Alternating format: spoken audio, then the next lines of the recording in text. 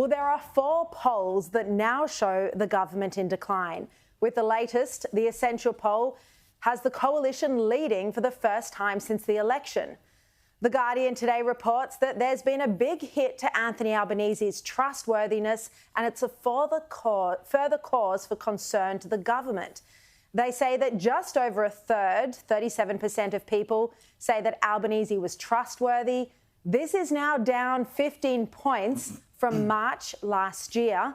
And then the number of respondents who said the PM was visionary was also down 12 points, just 34%.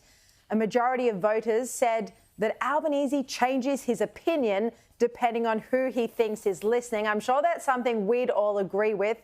Others, 60%, say that he's out of touch with ordinary people, and 53% say he's narrow-minded. This follows the poor results for Albanese in Newspoll, The Resolve and Morgan. And it explains why the Prime Minister is starting to talk about the prospect of a massive swing against Labor in Dunkley. Labor holds the seat with a margin of 6.3%. So the PM's starting to talk about a 7% swing. He claims that it's normal in a by-election.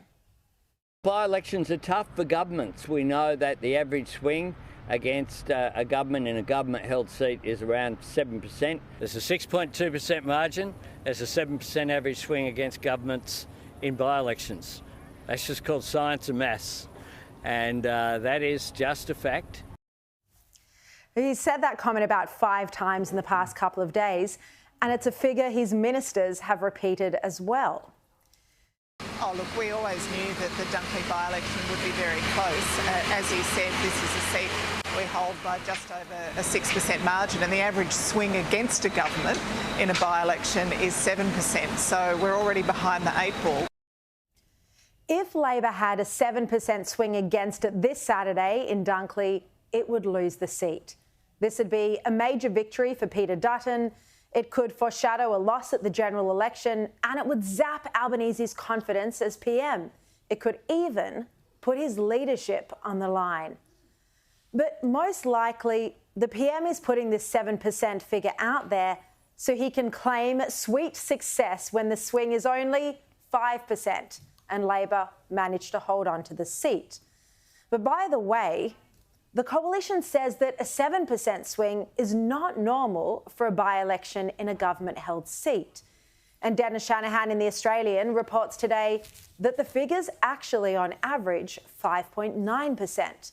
And then in by-elections resulting from the death of a government MP, which is the situation in Dunkley, Shanahan says that the average swing against the government is just 2.6%. 2.6% compared to the 7% that Albanese's been claiming. But this just shows that clearly Labor's worried about a poor performance on Saturday after rising electricity prices, the cost of living crisis, the failed voice referendum, and now border security problems. Well, a new piece by The Australian's former editor-in-chief Christopher Dorr in The Nightly reveals that Albanese's confidants say he's tired, downbeat, emotional, and out of sorts as he embarks on his final year in office. A business leader describes him as agitated, and Dorr reveals that the PM has taken to calling younger journalists and editors to express his displeasure at what they're writing and publishing. The piece also reveals that Labor operatives are really worried about the pool of scare campaigns that the coalition can now draw on. These now include ignoring the cost of living to run a failed voice referendum, the government letting rapists and murderers out onto the streets, the fact that boats are now arriving once again, the misinformation bill, which is so terrifying and dangerous, plus Albanese's broken promise after he insisted that his word is his bond. Also, we learn that Albanese apparently refers to his team as, get this, Albanistas, thinking they're all fans of his leadership. But Dorr reports that behind a united public front, The Nightly has uncovered a barely dormant air of dismay, both with Albanese and his Albanistas. the left-wing cabal of like-minded and sycophantic advisers and MPs who run the government. In fact, as Labor insider Cameron Milner revealed here on this show last night, his own office apparently called the Prime Minister Yalbo for his temper behind his back. He was losing staff all over the place. Some staff referred to him as Yelbo, not Albo.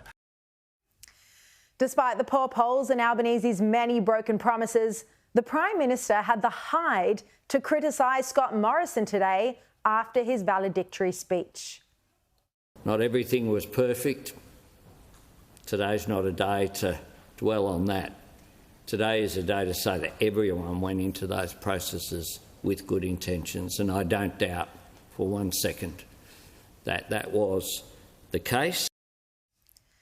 So Albanese there, and he went on a bit about the good intentions, clearly criticising Morrison for his decisive leadership during the pandemic. I mean, sure, there were mistakes and wrong calls, but there was no rulebook for this once-in-a-century pandemic.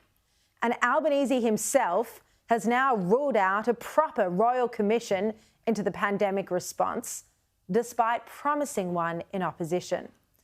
It means we're not going to learn the lessons for what to do differently next time that China unleashes a virus onto the world. This was the one day where Albanese could have been gracious towards Morrison for his time as Prime Minister and his stewardship during the pandemic, but he wasn't gracious or decent, he was patronising.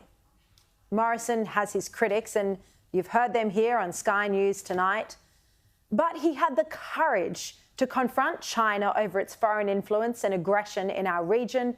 He was responsible for AUKUS. He stood firmly with Israel. He continues to fight against anti-Semitism, and he was tough on border security. He stopped the boats. On most of these fronts, so far, Albanese has comprehensively failed.